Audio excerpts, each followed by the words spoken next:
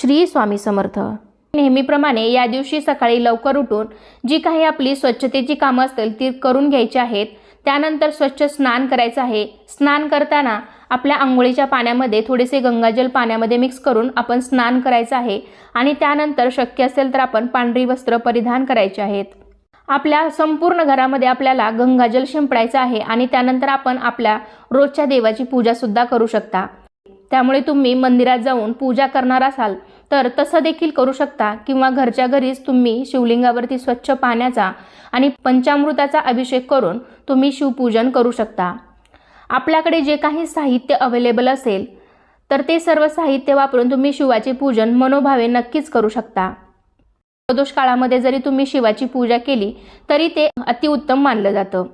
तसंही सकाळी अनेक जणांना वेळ नसतो। आत्ताची जीवनशैली खूप व्यस्त आहे, त्यामुळे ज्यांना वेळ नाही त्यांनी प्रदोष काळामध्ये शिवपूजन केलं तरीही चालू शकतं। शेवटी आपला भाव महत्त्वाचा आहे, श्रद्धा महत्त्वाची आहे। आपण मनापासून एक जरी बेलपत्र शिवाला अर्पण केलं तरीही ते आपल्यावरती प्रसन्न होतात। जर तुम्ही घरामध्ये शिवलिंगाची पूजा करणार असाल तर शिवामूठ वाहणार असाल तर आधी तिथली जागा स्वच्छ करून तिथे गंगाजल शिंपडून घ्यावे। त्यानंतर तिथे पाट किंवा चौरंग मांडून त्यावरती पांढरे वस्त्र टाकून सर्वात आधी आपण दिवा प्रज्वलित करून दिव्याची पूजा करून घ्यावी। त्यानंतर गणेश पूजन करावे आणि मग आपण शिवपूजन करू शकतो। तर शिवपूजन करण्याआधी आपल्याला एका तामणामध्ये शिवलिंग ठेवायचं आहे। त्यावरती शुद्ध जलाचा म्हणजेच पाण्याचा अभिषेक करायचा आहे। त्यानंतर पंचामृत किंवा दुधाचा अभिषेक करायचा आहे। शक्य असेल तर तुम्ही गाईचं कच्चं दूध वापरा। जर तुम्हाला दुधाचा किंवा पंचामृताचा अभिषेक करणं जमत नसेल तर तुम्ही शुद्ध पाण्याचा अभिषेक मात्र नक्की करा। कारण पौराणिक कथामध्ये असे म्हटले आहे की श्रावण महिन्यात महासागर मंथन केले होते। सागर मंथन केल्यानंतर जे विष बाहेर आले मग ते विष भगवान शंकराने ते विष आपल्या घशामध्ये घेऊन ते विष पिऊन संपूर्ण जगाचे रक्षण केले। पण विष पिल्यानंतर महादेवांचा कंठ हा निळा झाला, गळा निळा झाला म्हणून त्यांचे नाव निळकंठ महादेव असे पडले। गळ्यातील विषाचा प्रभाव कमी करण्यासाठी सर्व देवी देवतांनी त्यांना पाणी अर्पण केले। म्हणूनच शिवलिंगावर जल अर्पण करण्याचे विशेष महत्त्व आहे। महादेवांना सर्वात प्रिय जलाभिषेक आहे, त्यामुळे फक्त आपण पाण्याचा जरी अभिषेक केला तरी आपल्याला त्याचे विशेष फळ प्राप्त होते असे शिवपुराणात सांगितले आहे। भगवान शिव स्वतः जल आहेत, म्हणूनच पाण्याच्या साह्याने त्यांची उपासना केली असता त्यातून चांगले फळ मिळते। तसेच या महिन्यामध्ये रुद्राभिषेकालाही विशेष महत्त्व आहे। जर तुम्हाला दररोज जमलं तर तुम्ही जलाभिषेक नक्की करा किंवा मग फक्त श्रावण सोमवारीत सुद्धा तुम्ही रुद्राभिषेक करू शकता। शिवाची पूजा करताना मात्र तुम्हाला ओम नमः शिवाय, ओम नमः शिवाय या मंत्राचा सतत जप करायचा आहे। यामुळे महादेव आपल्यावरती प्रसन्न होतात।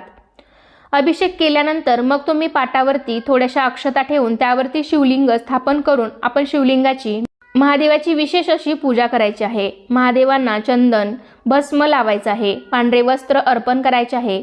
त्यानंतर तुमच्याकडे जे काही असेल म्हणजेच पांढरी फुलं असतील, धोत्र्याचं फळ असेल, फूल असेल, जे काही असेल तर ते आपण शिवपिंडीवरती अर्पण करायचं आहे। तर एक वेळ यापैकी तुमच्याकडे काही नसलं तरीही चालेल, मात्र एक बेलाचे पान जरी तुम्ही शिवलिंगावरती अर्पण केले, मात्र एक बेलाचे पान जरी तुमच्याकडे असेल तरी ते तुम्ही शिवलिंगावरती मनोभावे अर्पण करू शकता। कारण एका आख्यायिकेनुसार बिल्व नावाचा एक दरोडेखोर होता। तो दरोडेखोर आपल्या कुटुंबियांचा उदरनिर्वाह करण्यासाठी लोकांना लुटत होता। मग एके दिवशी श्रावण महिन्यात एकदा हा लुटारू तेथून जाणाऱ्यांना लुटण्याच्या उद्देशाने जंगलात गेला आणि एका झाडावर चढून बसला। दिवस रात्र झाल्यावरही त्याला कुणालाही लुटायला मिळाले नाही।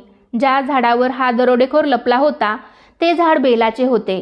संपूर्ण दिवस आणि रात्र वाया गेल्यामुळे तो अस्वस्थ झाला। त्या अस्वस्थतेतून त्याने बेलाची पाने फेकण्यास सुरुवात केली। ती एक एक पाने अशी खाली टाकत होता। ती पानं कळत नकळत खाली असलेल्या शिवपिंडीवर पडत होती।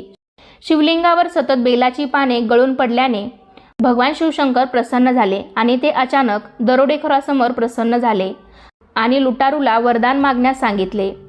त्या दिवसापासून बेलाच्या पानाचे महत्त्व वाढले। म्हणूनच असे म्हणतात की तुम्ही केवळ एका बेलाचे पान जरी शिवलिंगावरती अर्पण केले तरी ते तुमच्यावरती प्रसन्न होतात आणि तुम्हाला पूर्ण पूजेचे फळ प्राप्त होते।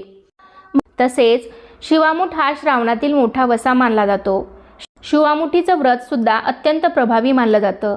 प्रत्येक श्रावणी सोमवारी शिवाला प्रिय असलेलं वेगवेगळं धान्य शिवाला अर्पण केलं जातं. श्रावणात प्रत्येक सोमवारी महादेवाला मूठभर धान्य वाहतात. त्यालाच शिवामूठ असे म्हणतात. दिल्याने कमी होत नाही तर त्यात वाढ होते. मग ते ज्ञान असो किंवा अन्न, हीच आपल्या भारतीय संस्कृतीची शिकवण आहे. मूठभर असलं तरी ते देता आलं पाहिजे. मूठ करून काही अन्नधान्य मिळाले याचे घेणाऱ्याला समाधान, असा दुहेरी लाभ या व्रतवैकल्यामधून होताना दिसतो. तर ज्यांना मंदिरामध्ये जाणं शक्य नसेल तर त्यांनी घरी शिवामूठ व्हायची आहे. तिसऱ्या श्रावण सोमवारी मुगाची शिवामूठ आपण शिवलिंगावरती अर्पण करायची आहे. मुगाची डाळ न घेता आपल्याला अख्खे हिरवे मूग शिवलिंगावरती अर्पण करायचे आहेत. शिवपूजन करून झाल्यानंतर आपल्या उजव्या हातामध्ये आपल्याला मूठभर मूग घ्यायचे आहेत. त्या मुगावरती थोडंसं पाणी टाकायचं आहे आणि त्यानंतर मग तुम्ही शिवामूठ शिवलिंगावरती सोडायची आहे. पाणी टाकलं नसेल तर मग तुम्ही आपल्याला अशी पाण्याची धार सोडत शिवलिंगावरती शिवामूठ अर्पण करायची आहे. शिवामूठ अर्पण करत असताना मंत्र म्हणायचा आहे. शिवा शिवा महादेवा, माझी शिवामूठ ईश्वरा देवा, मनातल्या इच्छा पूर्ण करा देवा, असा शिवामुठीचा मंत्र म्हणायचा आहे. शिवलिंगावरती कधीही धान्य ओलं करून व्हायचं असतं. त्यामुळे वरून आपल्याला पाण्याची धार सोडत आपण शिवामूठ सोडायची आहे. या दिवशी आपल्याला शिवामूठ वाहण्यासाठी हिरवेच मूग घ्यायचे आहेत. कारण श्रावण महिना हा निसर्गाशी संबंधित आहे. प्राचीन काळापासून आपल्याकडे यज्ञ संस्कृतीमध्ये विविध प्रकारचे यज्ञ, होम, स्वाहा कार्यांचे आयोजन केले जाते. रात्रंदिवस चालणाऱ्या या कार्यात भुकेचे शमन अधिक काळापर्यंत राहावे म्हणून मूग शिजवून खाल्ले जात असत.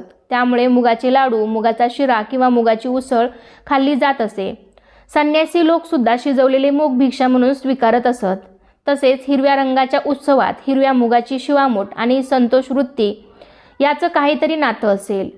मूग या कडधान्यातही सात्विकता आणि पोषकता आहे. त्यामुळे भुकेचे शमन आणि त्यामुळे येणारी संतोष वृत्ती मुगामध्ये आहे.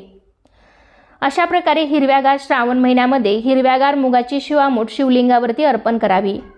अनेक जण वेगवेगळा संकल्प घेऊन शिवामुठीचं व्रत करत असतात. मुली चांगल्या जोडीदारासाठी आणि सौभाग्यवती स्त्रिया सुखी वैवाहिक जीवनासाठी शिवामुठीचे व्रत करत असतात. तर अशा प्रकारे आपण शिवलिंगावरती शिवामूठ अर्पण करायची आहे. पहिल्या दुसऱ्या श्रावण सोमवारप्रमाणेच या दिवशी सुद्धा तुम्हाला उपवास करायचा आहे आणि तो संध्याकाळी सोडायचा आहे. जर हा तिसरा सोमवार तुम्ही उपवास केला नाही तर हे सोमवारचं व्रत तुमचं मोडलं जाईल. त्यामुळे तुम्हाला उपवास करायचा आहे. जरी काही स्त्रियांना मासिक धर्म असेल त्यांनी पूजा करू नये, मात्र उपवास जरूर करावा. नेहमीप्रमाणेच काही जण तिखट मीठ खात नाहीत. काही जण दूध आणि फळावर उपवास करतात. तुम्ही ज्या पद्धतीने उपवास करत असाल त्याप्रमाणे करू शकता. आताच्या पिढीला जास्त उपवाशी राहणं सहन होत नाही. त्यामुळे त्यांनी साबुदाणा खिचडी खाल्ली तरीही चालेल. अनेक जण या उपवासाला तिखट मीठ खात नाहीत, तर तुम्ही साबुदाण्याची गोड खीर बनवूनही खाऊ शकता. आणि मग सायंकाळी आपण काही गोडाधोडाचं जेवण बनवून देवाला नैवेद्य दाखवून मग हा उपवास सोडायचा आहे. तर अशा प्रकारे आजच्या व्हिडिओमध्ये मी तुम्हाला शिवपूजन कसे करावे, शिवामूठ कोणती व्हावी, उपवास करावा का, अशी बरीच माहिती देण्याचा प्रयत्न केला आहे. तर कसा वाटला तुम्हाला आजचा व्हिडिओ नक्कीच मला कमेंटद्वारे सांगा. अजूनही काही तुमचे प्रश्न असतील तर कमेंटद्वारे नक्की विचारू शकता. आणि आपला हा व्हिडिओ तुम्ही पहिल्यांदाच पाहत असाल तर चॅनलला नक्की सबस्क्राईब करा. चला तर पुन्हा भेटूया अशाच एका छानशा आणि माहितीपूर्ण व्हिडिओमध्ये. तोपर्यंत धन्यवाद. श्री स्वामी समर्थ.